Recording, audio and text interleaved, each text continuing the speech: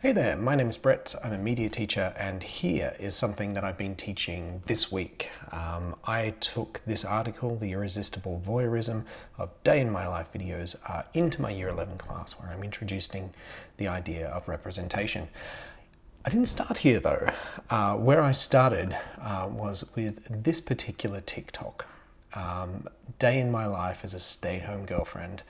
And the reason I started with this is I'm a little bit fascinated by TikTok. I'm also a little bit scared of TikTok. Maybe that's because I'm old, or maybe it's because I've read a lot about surveillance capitalism. And I'm really interested in the way that platforms like Facebook, like Instagram, like Twitter, and indeed like TikTok make money, and they make money through engagement. So they're really about driving up engagement and keeping your eyes on these screens. And I'm interested in ideas of representations on social networks like these and how we choose to represent ourselves. And in particular, this emerging genre of day in my life videos. And it's something that my students are more than a little bit familiar with. So we watched this one to start off with. Then I showed them this video, my weekend as a 28-year-old in Chicago, which the students realized pretty quickly is a parody of Day in My Life videos. So I started off by showing those, and then we decided to have a look at this article, The Irresistible Voyeurism of Day in My Life Videos. And what I did was gave my students a really simple question. What do these videos and what does this article have to do with the idea of representation? That idea that everything we see in the media has been constructed, that it's different to reality. And it was a really interesting question, and we got some really good discussion out of that. I did a think, pair, share. I like think, pair, shares. They get some good results. I got kids to read the article, to think about it for a bit, to talk to a friend and report back. It's something that requires zero effort and actually yields pretty good results.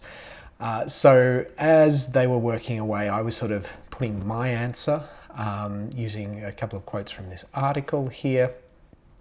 And we had a chat about it, and really to sum up and bring it back to that idea of representation, I reinforced that the reason we're talking about TikTok, and I love media because we get to, analyze and apply our critical faculties to things like TikTok and to these emerging media forms.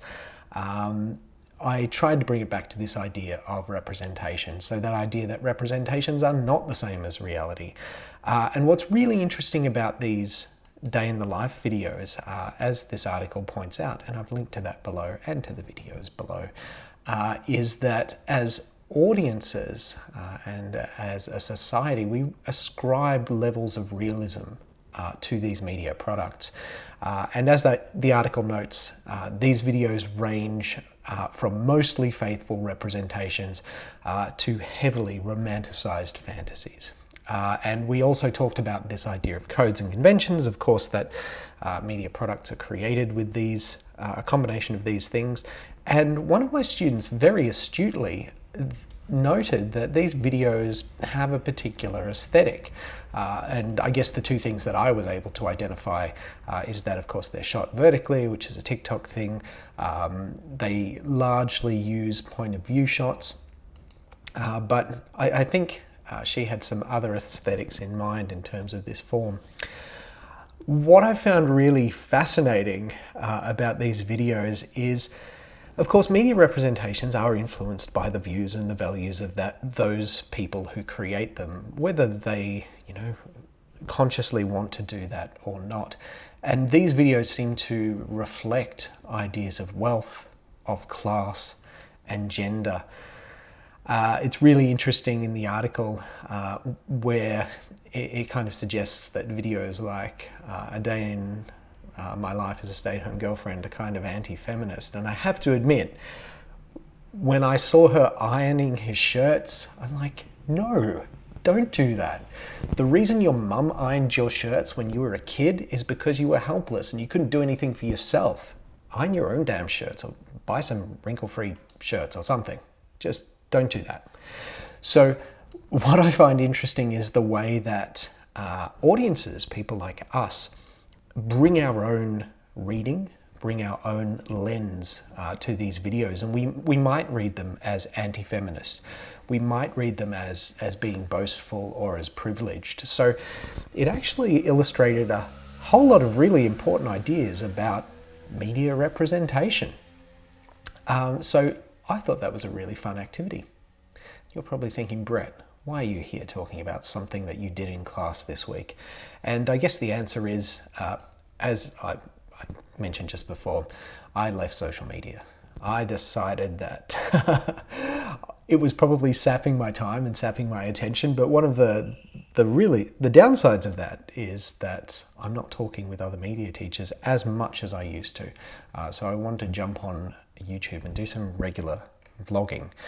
The other thing is I want to do things that I could post a little bit more quickly, because videos, man, they take a lot of work. So I'm going to be popping up, talking about some things that I've been teaching, and this is not something that's necessarily a huge unit of work. It's not necessarily something that I would ordinarily share on my blog, but I think it is a great idea. So my question to you folks is, are you teaching aspects of TikTok when it comes to representation, or maybe as a new media form? Have you found anything interesting that connects with the kids? And I'd love to hear about it in the comments below, as they say.